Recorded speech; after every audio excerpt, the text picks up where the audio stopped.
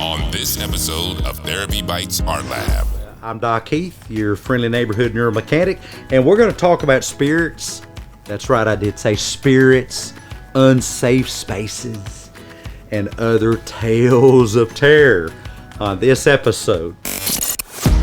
Welcome to TherapyBites Art Lab, where Dr. Heath and his special guests share real-life stories of helping and healing.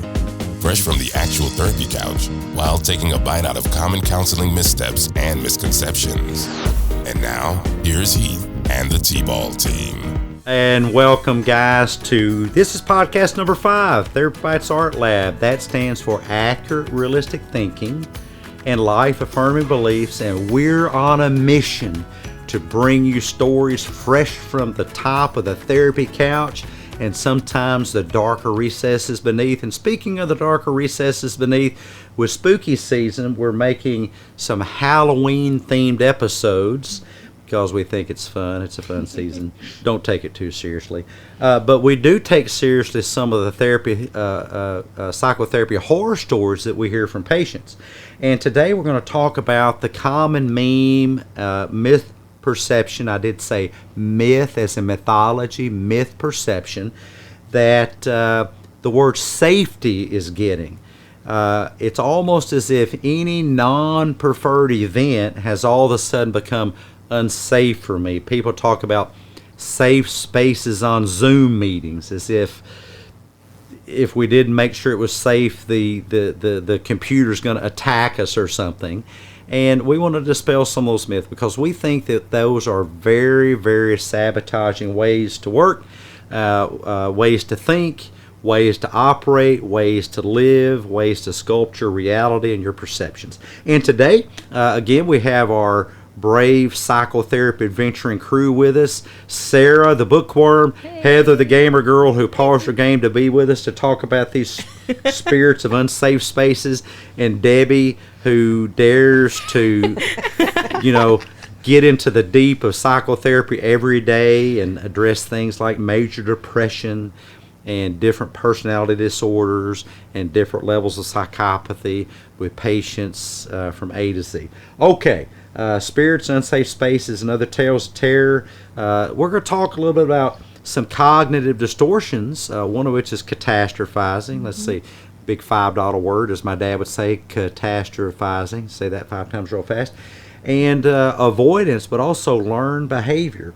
How do you guys think that this relates to the safety that, of course, every human being needs? That's kind of on Maslow's hierarchy, isn't it? Safety, isn't that one of Maslow's?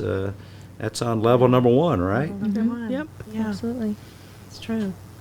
And I think the learned behaviors come from people practicing, unhealthy thinking. In other words, there's a lot out there about safe spaces as far as, a big one is that I've seen with PTSD, everybody out there has to tiptoe around me and not trigger me. I won't be safe unless somebody doesn't trigger me. Mm-hmm. And the more you practice that and the more you do it, the more you think that way, kind of like, we talk about practice. Yeah. You develop unhealthy learned behaviors as well. Absolutely, and it's going to be harder and harder for you to get out there and do things because you've convinced yourself that if somebody says something or does something, or if anything just seems like off to you, that you can't handle it, all those kind of things. Right. And you're not safe unless all the conversation and everything going on is comfortable, is preferred, is how you would prefer it to be. Anything that's not comfortable must be a danger to me. Mm-hmm. If I'm uncomfortable, it means I'm not safe. I mean, imagine the connotations of that. You would go around throughout most of the day thinking that you're not safe every time that you were in a longer Walmart line than you preferred. If you're in a line of 20 people, you must not be safe. Yeah. Well, and a lot of the healthiest things you can do and important things you need to do are not comfortable. A lot of your best decisions are not comfortable. I'll just take it from a standpoint of a parent. Disciplining your kids is not pleasant and comfortable. No. It's not, but it's the right thing to do. Right. Doesn't well, mean it's not safe. and if we look about the way that, you overcome PTSD, it's by exposure. Absolutely. You have to be able to go out there in an uncomfortable place and do uncomfortable things in order to overcome what has happened. Change doesn't happen in a comfortable. No. Do you want comfort or change? Right. Can't have both. You know And what it's you're the- talking about is ERP, Right. Echo Romeo. What's the phonetic alphabet for Can't P? remember. Oh. Paco? No, it's not. But Taco. Where's our military guy when we need it? Peanut butter. he's at home. I guarantee I can you, text a it's friend. not peanut butter. I promise you, it's not peanut butter. Maybe Peter or something. I don't know. But exposure response prevention.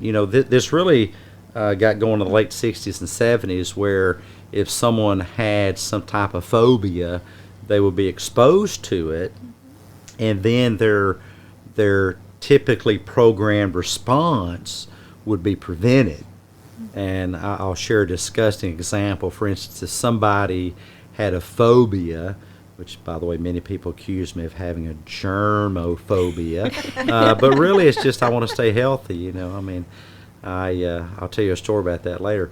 But if I know I'm safe, I'm okay with germs. If I think I'm going to get sick, I kind of take precautions. But we would take someone to a public restroom who had a germophobia, and we would have them. And of course, this is pretty far along in therapy after we've done a lot of practice sessions and a lot of guided imagery, and we would have them find a stall where there was product in the toilet, and roll up their sleeve, put their hands in there, grab the product, and wash their hands with it, and then count to, 90 or 100, and then they could thoroughly wash their hands. Exposure response prevention. If you want to deprogram some type of difficulty that you're going through, you're going to have to expose yourself to it. And that's never more true than with PTSD. As a matter of fact, one of the Cadillac treatments is PE, prolonged exposure, and that's tough. I have servicemen and women ask me, and I don't fib to them. I say, hey, this is terrible marketing, but both CPT and PE are both really, really challenging therapies to do, but they're highly successful. They're highly successful. Telling people, which I've heard of other clinicians doing, you just need to get ready for a life of basically agoraphobia. If you're scared to go to this place, then stay home, stay away from it, avoid this, avoid that. And the mantra in those that know how to treat PTSD is it is avoidance that keeps PTSD going. One of the biggest things I learned at the VA is avoidance keeps PTSD going. Now, you can build up to it. I'm not talking about throwing you into the deep end of the pool. That's not a good thing to do. You can build up to it. But at some point, we need to make a list of things we've been avoiding, things that we call unsafe, and gradually titrate up to the thing that is at the top of our lists. What have you seen with parents, with parents and kids and others suffering from PTSD, veterans, people who've been abused?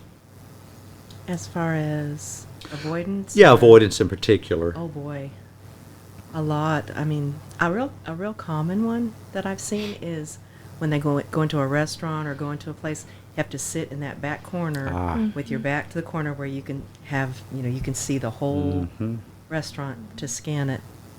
That's a big one that I see a lot of. Yeah. Right, and if we're talking about families, so families with children too, it's almost like whichever spouse doesn't have PTSD, and even the spouse with PTSD will teach the child, how to kind of tiptoe around the person. And instead of kind of explaining, this is what's going on, and we're going to help, mommy or daddy overcome this. Instead, it's like, well, when daddy's asleep, we don't wake him up, we don't touch him, we don't, we're just going to leave him be, and you and I are going to come over here and be real quiet. Constantly walking on eggshells. Right, yeah.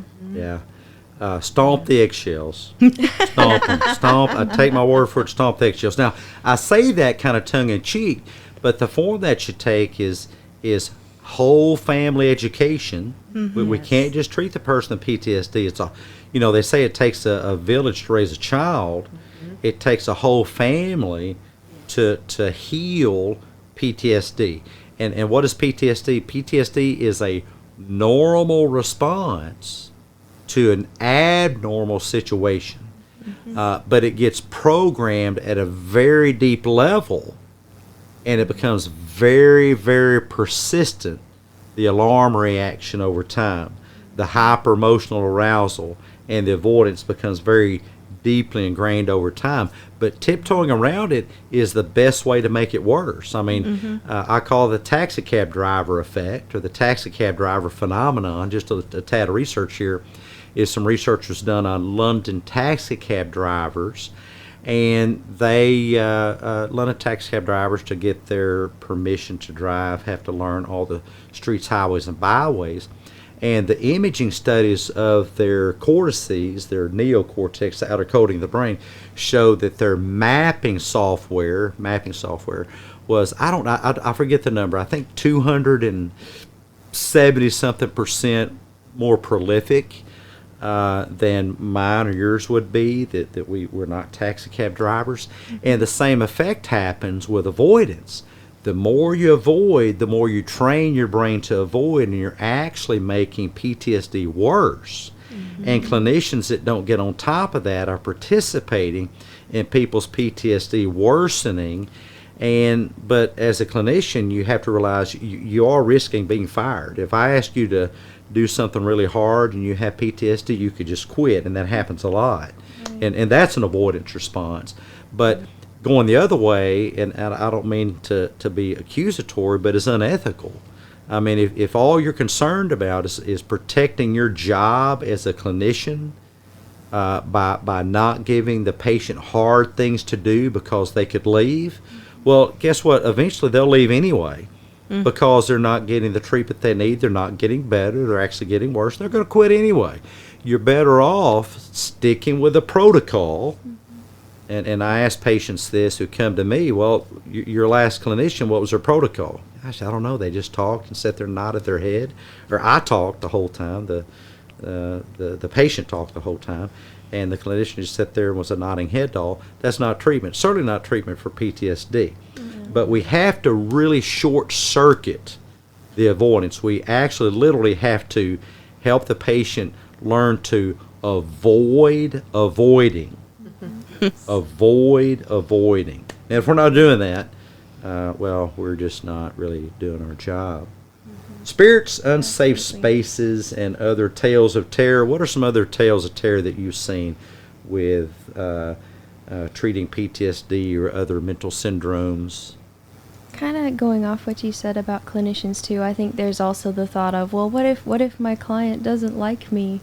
That kind of mind reading, catastrophizing, that kind of stuff. We're participating in the very thing that we should be modeling and teaching clients to not participate in. Well, now tell me more about what if my patient doesn't like me? What are some of your thoughts about that? So maybe there's well, if I tell them this thing and they get upset, I'm making the assumption, so I'm mind reading, catastrophizing that this person doesn't like me, and maybe the quote therapeutic relationship isn't going the way that I would prefer it to go. What's interesting about that? I'll take the easier thing first. From an ethics standpoint. Your job is not being liked.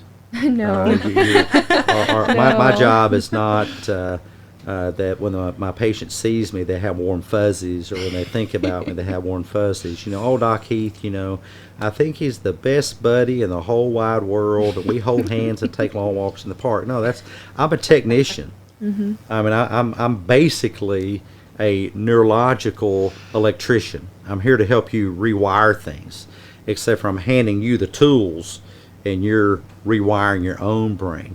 The other part of that is it's not only my job to be liked, it is my job to challenge the patient, because if not for that, what do they need me for?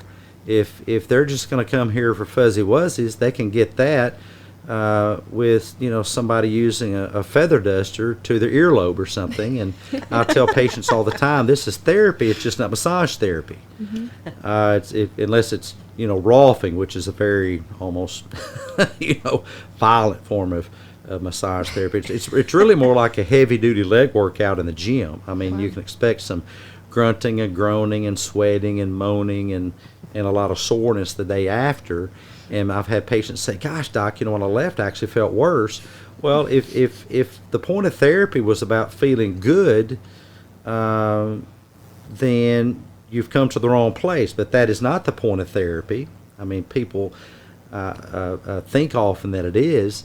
But one of the stories that I share is of a physician that told me a patient came in with abdominal pain to the ER, and they finally examined them and found a series of incisions on their abdomen where there had been laparoscopic surgery, and I think it wound up being some type of course, maybe a gallbladder removal or something. And the doc said, "You're here because you're having abdominal discomfort?" "Oh, yeah, it's horrible." Did no one tell you that after abdominal surgery there will be post-surgical discomfort? Well, that's kind of therapy. That's how therapy works, is you can plan on discomfort. And if the therapy that you're getting is comfortable, it's like a guy I saw in the gym one time. He was on a cell phone on the leg press playing Angry Birds. I mean, if you can play Angry Birds on the freaking leg press, you need to put more weight on the leg press because you're not getting anything out of it. Spirits, Unsafe Spaces, and Other Tales of Terror. This is Therapy Bites Art Lab, and we're glad that you're here today. And we've talked about catastrophizing. What about learned behavior? How does some of this become learned behavior? You're listening to Therapy Bites Art Lab, bite-sized therapy for your brain with Dr. Heath and the T-Ball team. The best advice on the net. No copay required. We talked about the London taxi cab driver. I mean, the more you do something, and that is anything, the more your brain will wire you up to do that. Right, exactly. So the very thing that you are trying to avoid, which may be, uncomfortable emotions or thoughts that your memories think that you'd rather not remember, the less likely you are going to be able to, cope with that in a healthy way because you've pushed it away so hard. It's not going away. It doesn't just go away like that. And if you habitually tell yourself that you can't trust people, that you're not safe, that you're powerless, all these things, you're reinforcing it. Kind of like self-fulfilling prophecies. Yeah, Very much so, exactly. self-fulfilling prophecy. Whether you think you can or you think you cannot, you are correct. It will be as you decide for it to be. And I don't think people, we pick on social media a lot, but it's really just a cesspool of psychological misinformation. And some of the favorites tend to be manipulation. Avoid those manipulators. They can control your mind. Toxic people, Yes. gaslighting, and controlling, I think, are some of the biggies. But the whole toxicity thing has just really, the term is semantic creep. It's creeping where it's just consuming everything. I first heard about toxic people, toxic relationships, and now there's evidently toxic love and toxic happiness. Wow. There was another interesting one. What other toxicities have you heard of? We're going to have to get the EPA, the Environmental Protection Agency, involved and start rounding up these people. Wow. I don't know that I've heard another one specifically toxic, but something that I've seen a lot recently and just in past years too is if it doesn't bring you joy, get rid of it. Oh, Yes. wow. That's a Yeah. pretty... Kind of like that good vibe. So much for lawn work. Yeah, right. So much for... Just let the grass grow. Yeah. So much for paying taxes. Yeah. You'll have to get you a bumper sticker. There's a whole segment of society that is anti-tax, and you'd have to get you a bumper sticker and join the group, because I've never found that paying taxes brings many people pleasure at all. You have to get rid of that. No. Or for some people, even holding down a job. Right. Or a Imagine relationship. unemployment. Or a Relationships. Yeah. Every time a Friendships. relationship gets hard to get Yeah. rid of it. That's true. I've seen that too. Anything that's difficult in your life, the way to have a fulfilling life is take it out of your life. And I'm thinking, are you going to have much left? right, Yeah. right. Yeah. Well, it kind of comes and goes, because one day you might find pleasure in it when this person or event, situation, circumstance, you're having pleasure, but then another day it may not. And I tend to look at life as a big, thick book. I mean, imagine having the power to rip a page out of your book of life every time something on that page is not enjoyable. Well, it's a slippery slope, because the more difficult things you rip out of your book of life, your brain will find the next less difficult thing now has become the most difficult thing. Right. And you rip that out, and the next less difficult thing has now become the most difficult thing. And of course, with this, resilience just takes a nosedive. You're simply not resilient to anything. It's almost like you're a little boy or a little girl living in a bubble, and you have no immune system.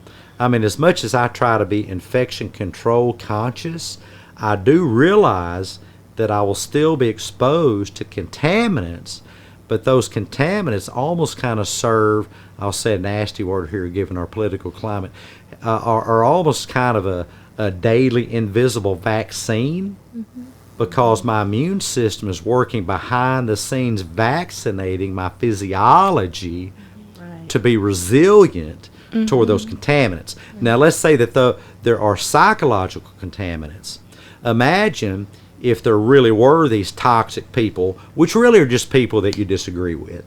People that are toxic or gaslighters or manipulators. I mean, really, this is just a pseudonym used to bully and to get your way by labeling people with these things, as I like to say on social media. By the definition of gaslighter, which is somebody trying to convince you that you're crazy, that you have a thinking problem. If you're labeling somebody a gaslighter, aren't you telling them that they have a thinking problem? Which then makes you the gaslighter. It's the most hypocritical thing I've ever run into. Trying to tell somebody that you're claiming is putting you down by putting them down makes you the very thing you're accusing them of. But let's just say you could eliminate all those people. Well, I would say that you've become a weaker person. It's almost as if you could turn off gravity. Your muscles would wither away. We need a certain amount of gravity, and in life we need a certain amount of a psychological gravity to keep us psychologically muscled up. Right. Well, and let's say you were able to get rid of those people, and you just had your friends around. Your friends are not going to agree with every single thing that you say, and eventually your friends are going to become, oh, well, now my friends are toxic, now my family's toxic, now it's just a downward spiral from there. Definitely. And I've seen that very thing happen, and unfortunately, where have I seen these people? I've seen them for probably 10 or 11 years. I did a whole lot of end of life care, and because I was in long-term care, and it was a wonderful time. I heard so many stories, but also saw some of the saddest things, because the people you're talking about, their end state wound up being in a nursing home bed alone. Yeah. Quick story. It is a regulation, a federal regulation under OBRA, the Omnibus Budget Reconciliation Act, that patients' families, the responsible party, must be kept informed of the patient's condition. I can't tell you how many times I have encouraged facilities that I consulted to do that, and they said, well, but their family doesn't want to hear from them. Well, I had to check it out. I couldn't take their word for it. As we say, in God we trust, all others must document. And I would contact these families. That's true in our field. In God we trust, all others must document. And I have literally had families tell me that very same thing. They lived for themselves. Now they can die by themselves. If you continue as a human to label other people as having a problem, every time they say to you something you don't prefer, you will become more and more and more alone. It is a slippery slope which you have my permission to step foot on. I just want you to know that it will take you farther than you ever wanted to go. It will cost you more than you ever wanted to pay. And it will keep you longer than you ever wanted to stay. And you'll die alone. All these labels, I encourage you to give those up. What's the best label for another human that is saying something to you that you don't prefer? Tick tock, tick tock, tick tock. Cue the Jeopardy music. The best label is another human. Yes. They're a human. Other humans don't have to form their lives to make sure they never say anything that you don't prefer. Right. Or they get some bullying label from you that, they're gaslighting me. My wife likes to watch, Housewives of whatever city. And Lisa Rinna's on there. She's a famous movie star, married to one of my favorite actors that played in, what was that movie when I was a kid? Clash of the Titans. It's Harry Hamlin. And I was just kind of taken back when a lady was sharing her perspective. And maybe she wasn't a healthy lady, I don't know, but she was sharing her perspective. And Lisa Rinna said, "I will not sit here and let you gaslight me." Well, through what neurological mechanism is that occurring? I mean, is there an app for that? No. I mean, she was sharing her perspective, and Lisa Rinna just cut her off. I think that's just rude. Let her say what she wants to say, and then you, or in this case, Lisa Rinna, gets to decide what to think about it and what to respond to it. You're not doing anything to me when you're sitting there saying 2 + 2 is 37, except for I don't know. I don't think it's 37, but whatever, your opinion. Have y'all seen cases like that in patients' lives? Absolutely, yes. Definitely seen that. Especially if you kind of look at a relationship maybe where the relationship's not going the way that they planned. Maybe they're not getting everything that they want. So all of a sudden, spouse, significant other, whoever it is, becomes the bad guy.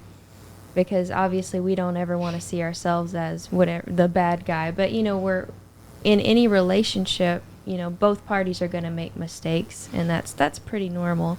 Now, I'm not talking about like an actual, domestic violence situation. That's very different than this. But, if we're just not getting everything that we want in a relationship, and we decide to go down that slippery slope of, they just don't love me anymore, or they're just trying to get what they want, or, that kind of stuff, it's a dangerous place to take yourself, because you will start viewing that person in a different light. Mm-hmm. You create a disgust response toward that person. Right. And there are no relationships so full of fairy dust that they will never disagree with you. They will never say something that you don't prefer. Let's go round robin here before we close out the episode today.